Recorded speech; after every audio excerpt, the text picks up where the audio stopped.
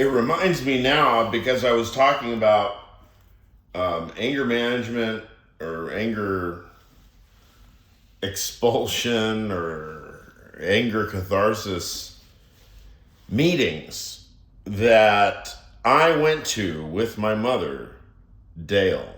This was in the 80s. This is roughly late 80s. Even early 90s. I mean, if I'm 15, that means it's 1990. Anger management. Adam Sandler, and I never saw it. That had Nicholson and Sandler, didn't it? I remember the movie poster. It had both the profiles. They were screaming at each other. Sandler. Holy smokes, Sandler.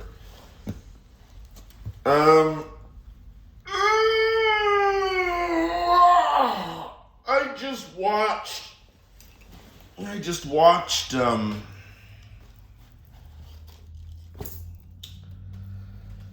Uncut Gems again. Man, what a masterpiece. What a masterpiece. He is doing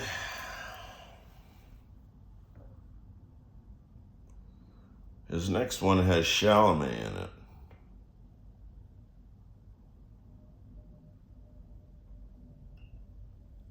Okay, so what would happen is, we had this house in Mar Vista, and it had kind of a pathetic sort of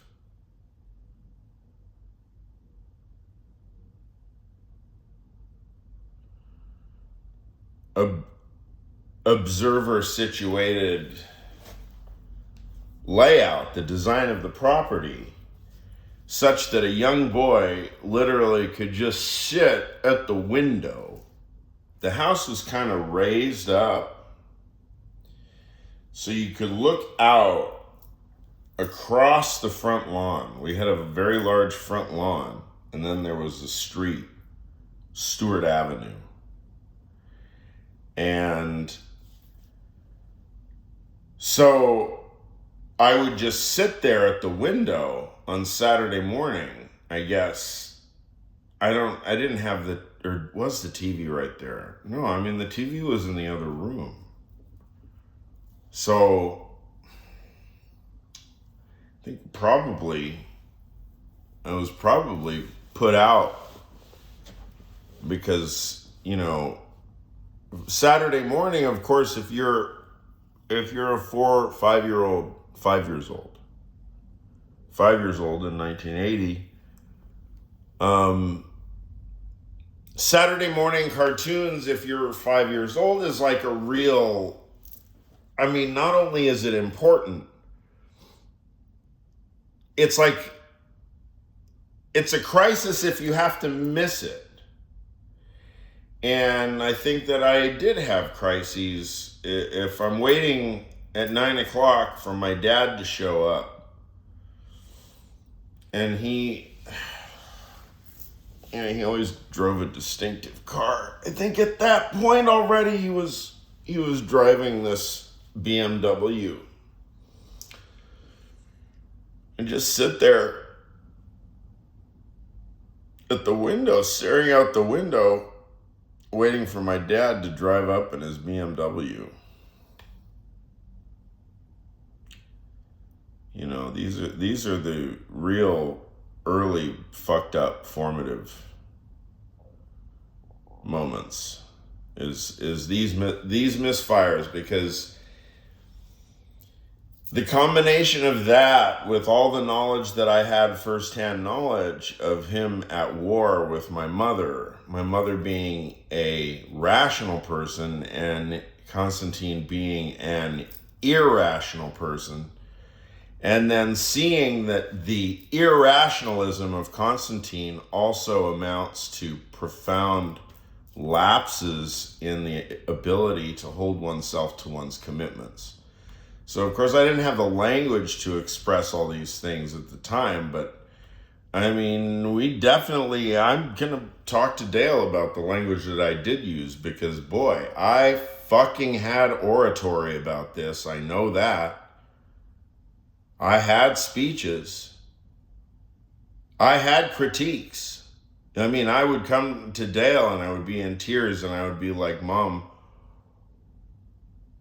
I don't understand what's happening here.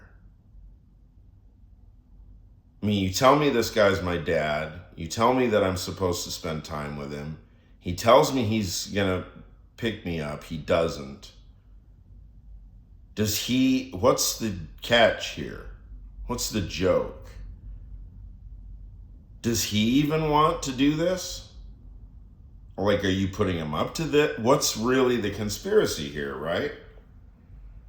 Profound conflicting signals coming from every direction, you know? And then, of course, Konstantine is working everything in his direction to counter whatever it is that he thinks is indoctrination coming from Dale. So the anti-rationalist, the one who shits on reasons, is constantly trying to steer my brain in the direction of unreason. Always. Still today. Still today. I mean, and that's what makes it truly impossible to deal with him, because he's always trying to get something over on somebody and always trying to get other people to do his work for him.